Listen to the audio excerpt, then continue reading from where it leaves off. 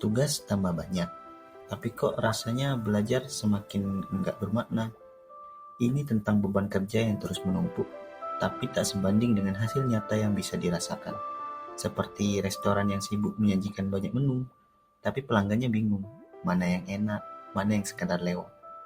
Kali ini saya tidak bicara soal produktivitas semu, tapi bagaimana kita harus menimbang antara banyaknya pekerjaan dan makna dari hasilnya di dalam pendidikan.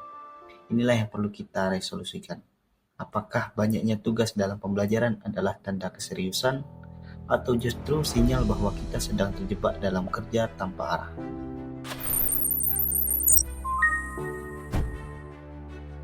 Fenomenanya, guru diminta menunjukkan hasil nyata proses belajar, seperti laporan, rubrik, lembar kerja, dan portofolio.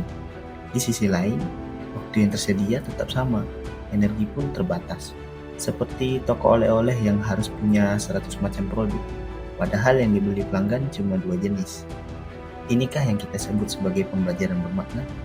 Atau ini cuma cara lain untuk terlihat sibuk? Sebelum itu, kita pahami dulu apa sebenarnya dimaksud dengan workload dan artifak, serta bagaimana keduanya harus diposisikan agar tidak saling menjebak. Bayangkan kamu punya kulkas penuh makanan, tapi isinya sisa semua. Banyak, tapi tidak ada yang bikin kenyang. Begitulah kondisi saat menumpuk tugas pembelajaran, yang kelihatannya banyak, tapi tak pernah menyentuh esensi belajar. Secara ilmiah, workload merujuk pada total beban kerja yang harus diselesaikan dalam satuan waktu tertentu, sedangkan artifak dalam pendidikan adalah hasil konkret dari belajar. Yang seperti apa yang kita maksud? Yang seharusnya kita cari adalah artifak yang bermakna, bukan sekadar menggugurkan tugas, dan workload yang mendukung pemahaman, bukan sekadar menambah tekanan. Membayangkan ruang kelas seperti dapur produksi konten. Kalau semua pekerja sibuk bikin video, tapi tak tahu pesan yang mau disampaikan, maka hasilnya hanya ramai di timeline, tapi kosong makna.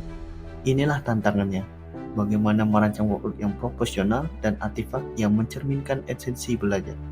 Suatu inovasi pendidikan tidak dilihat dari seberapa banyak hasil yang dikumpulkan, tapi seberapa dalam siswa mengalami prosesnya. Karena seringkali guru merasa puas ketika murid menghasilkan banyak, padahal yang penting bukan banyaknya, tapi berartinya. Pernahkah kita menghitung dari sekian banyak artefak yang dibuat siswa, mana yang benar-benar membentuk pola pikir? Jika jawabannya tidak banyak, bisa jadi kita sedang menyusun arsip, bukan membangun pengalaman belajar. Inilah yang kita pertimbangkan dalam inovasi, menyelaraskan jumlah pekerjaan dengan nilai dari hasilnya. Kalau kita terus menambah tugas tanpa arah, siswa akan belajar menyelesaikan, bukan memahami. Kalau guru fokus pada hasil cetak dan bukan makna proses, maka ini hanya akan jadi formalitas.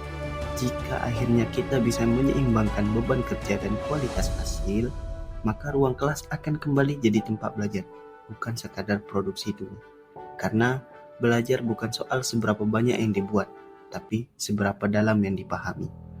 Inovasi bukanlah menciptakan hal yang baru, melainkan berani mempertanyakan cara dan meresolusikannya dengan menyampaikan pemecahan masalah.